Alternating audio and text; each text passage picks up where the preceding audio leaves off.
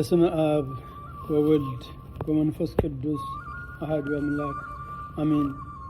የተከበሩ አባታችን ብፁዕ አቡነ ፋኑኤል የዲሲና አካባቢው ሀገረ ስብከት ሊቀ ጳጳስ የቅዱስ ሲኖዶስ አባል፣ የተከበሩ አባታችን ብፁዕ አቡነ ናትናኤል የመነሶታና አካባቢው ሀገረ ስብከት ሊቀ ጳጳስ የቅዱስ ሲኖዶስ አባል፣ አይንተ እግዚአብሔር ካህናት፣ ላይካነ ምስጢር ዲያቆናት፣ ከሩቅም ከቅርብም የተሰበሰባችሁ የእግዚአብሔር ቤተሰቦች አንድ አምላክ በመሆን በአብ በወልድ በመንፈስ ቅዱስ ስም እንደምን አረፈዳችሁ። በሐዘናችንና በደስታችን በመካከላችን እየተገኘ የሚያጽናናን የሚያስተምረንና የሚባርከን የአባቶቻችን አምላክ የሰራዊት ጌታ ልዑል እግዚአብሔር ስሙ የተመሰገነ ይሁን። የእመቤታችን የቅድስት ድንግል ማርያም አማላጅነት አይለየን፣ አሜን። የሐዘን መግለጫ። መምህራችን መካሪያችንና መጋቢያችን ሰንበት ትምህርት ቤታችንን በቃል እግዚአብሔር ያነጹልን ወንጌልን በተግባር የኖሩ የወንጌል አርበኛ የወንጌል ገበሬ ያለ ቆብ የመነኮሳትን ሕይወት የሚኖሩ መናኝ ዛሬ ቤተ ክርስቲያን እንቁ ልጇን አጣች። የክርስቶስን ወንጌል ከ3 ዓመታት በላይ በትጋትና በታማኝነት ሲሰብኩ በቃልም በኑሮም አርአያ በመሆን ኦርቶዶክሳዊት ቤተ ክርስቲያንን ሲያገለግሉ የቆዩት ውዱ መምህራችን መምህር ዲያቆን ዘላለም ወንድሙ ወልደ ሰማዕት ከዚህ ዓለም ድካም ስለማረፋቸው የሰማነው አሳዛኝ ዜና በርዕሰ አድባራት ደብረ ሰላም ቅድስት ማርያም ቤተ ክርስቲያን የፍቅር ኅብረት ሰንበት ትምህርት ቤት አባላትን ልብ የሰበረ ነው። በእንባ የታጠቡ ለእግዚአብሔር በፍርሃት ተገዙ፣ ከውሾች ተጠበቁ፣ አትፍሩ፣ አትጨነቁ እያሉ ሲመክሩንና ሲያጽናኑን ቆይተው አይዞት እግዚአብሔር ይማረው ለማለት እንኳን እድል ሳይሰጡን ድንገት ባልገመትነውና ባላሰብነው ጊዜና ሰዓት ከኛ በመለየቶ ከባድ ድንጋጤ ገጥሞናል። በሐዋርያት ሥራ ምዕራፍ 14 ላይ እንደተገለጸው ወደ እግዚአብሔር መንግሥት በብዙ መከራ እንገባ ዘንድ ያስፈልገናል እንድል ሐዋርያት አንዱን በጥላቸው ሌላውን በልብሳቸው ቁራጭ እየፈወሱ ለራሳቸው ግን ይታመሙ ነበር። መምህራችንም ይህ የአባቶቻቸው የቅዱሳን ሐዋርያት በረከት ደርሶት በጸጋ ተቀብለው አንድ ቃል እንኳን ስለ ሕመማቸው ሳይተነፍሱ ሳይማረሩ ወደ አምላካቸው መሄጃ አድርገውታል። መምህራችን መምህር ዲያቆን ዘላለም ወንድሙ በደብራችን በርዕሰ አድባራት ደብረ ሰላም ቅድስት ማርያም ቤተ ክርስቲያን ለረጅም ዘመን በቋሚነት ወንጌልን በመስበክ ከማገልገላቸው በተጨማሪ በፍቅር ኅብረት ሰንበት ትምህርት ቤታችን ዘወትር እሁድ ለዓመታት ሳያቋርጡ ተከታታይ ኮርስ በመስጠትና በተምሮ ማስተማር ተተኪ መምህራንን በማሰልጠን ያለመታከት አገልግለውናል። እንዲሁም ለሰንበት ትምህርት ቤታችን አባላት መንፈሳዊ ምክርን በመስጠት በሃይማኖታቸው እንዲጸኑ፣ በምግባር እንዲታነጹ፣ ካዘናቸው እንዲጽናኑ፣ ጊዜያቸውን ሳይሰስቱና ደከመኝ ሳይሉ ወንጌልን በቃል ብቻ ሳይሆን በተግባር ኖረው ያሳዩን ታማኝ የክርስቶስ አገልጋይ ናቸውና በጎ ምሳሌነታቸውና ፍቅራቸው ከልባችን ሁልጊዜም አይወጣም።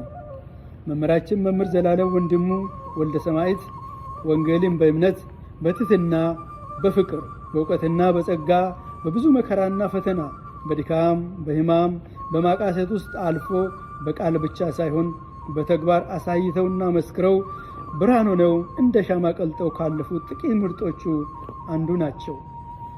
ነቢዩ ሙሴ ከግብፅም ብዙ ገንዘብ ይልቅ ስለ ክርስቶስ መነቀፍ እጅግ የሚበልጥ ባለጠግነት እንደሆነ አስቧልና ለጊዜው በኃጢአት ከሚገኝ ደስታ ይልቅ ከእግዚአብሔር ሕዝብ ጋር መከራ መቀበልን መረጠ፣ ብድራቱን ትኩር ብሎ ተመልክቷልና እንድል ታላቁ መጽሐፋችን። መምህራችንም በፈለጉበት አገርና ቦታ በተመቸ ሁኔታ ቀሪ ዘመናቸውን ማሳለፍ ሲችሉ ከሕዝቤና ከአባቶቼ ጋር መከራን መቀበል አለብኝ፣ ከሀገር ወጥቼ በባዕድ ሀገር አልኖርም በማለት ከወንጌል አገልግሎቱ ጎን ለጎን ብዙዎችን ለበረከት ሥራ በማስተባበር የበርካታ ገዳማት ዓመታዊ ቀለብ በቋምነት እንዲሰፈር በማድረግ እንዲሁም ከ240 በላይ ወላጅ አልባ ሕፃናትን ኃላፊነት ወስደው በማሳደግ በጠረፋማ የአገሪቱ ክፍል ለሚገኙ ዜጎች ወንጌል እንዲሰበክ በማድረግ እና በርካታ አዳዲስ አብያተ ክርስቲያናትን በመመስረት ለብዙዎች አርአያ በመሆን የወንጌልን ብርሃን ሲያበሩላቸው ቆይቷል። ምንም እንኳ ከእንግዲህ በአውደ ምሕረቱ ቆመው ቃሉን ሲሰብኩን እንደማናያቸው ስናስብ ልባችንን ሐዘን ቢያቆስለውም በመጽሐፍ መልካሙን ገድል ተጋድያለሁ፣ ሩጫውን ጨርሻለሁ፣ ሃይማኖትንም ጠብቄአለሁ፣ ወደፊት የጽድቅ አክሊል ተዘጋጅቶልኛል። ይህንም ጻድቅ ፈራጅ የሆነው ጌታ በዚያን ቀን ለእኔ ያስረክባል። ደግሞም መገለጡን ለሚወዱት ሁሉ እንጂ ለእኔ ብቻ አይደለም የሚል ቃል ስናነብ መምህራችንም መልካሙን ገድል በመጋደላቸውና ሃይማኖትን ጠብቀው ሩጫቸውን በታማኝነት በመፈጸማቸው ከአምላካችን ከመድኃኒታችን ከኢየሱስ ክርስቶስ ዘንድ የሚቀበሉት የጽድቅ አክሊል እንደሆነ በማመን በዚህ ደግሞ እንጽናናለን። የመንፈሳዊ ቅናታቸውን የትሕትናቸውንና የትጋታቸውን ፈለግ ለመከተልም እንመኛለን። ሁለተኛ ጢሞቴዎስ ምዕራፍ 4 ቁጥር 7።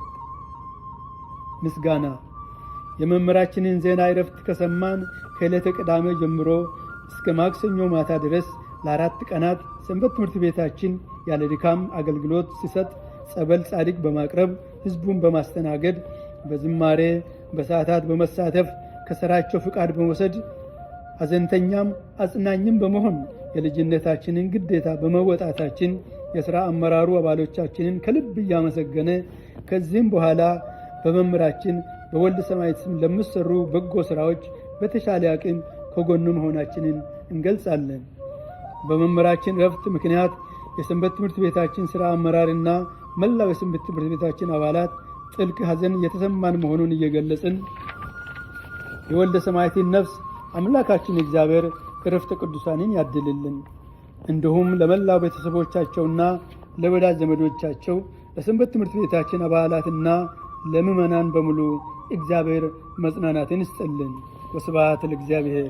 መጋቢት 1 ቀን 2018 ማርች 10 2026 በኢትዮጵያ ኦርቶዶክስ ተዋሕዶ ቤተክርስቲያን የርዕሰ አድባራት ደብረ ሰላም ቅድስት ማርያም ቤተክርስቲያን ከፍቅር ኅብረት ሰንበት ትምህርት ቤት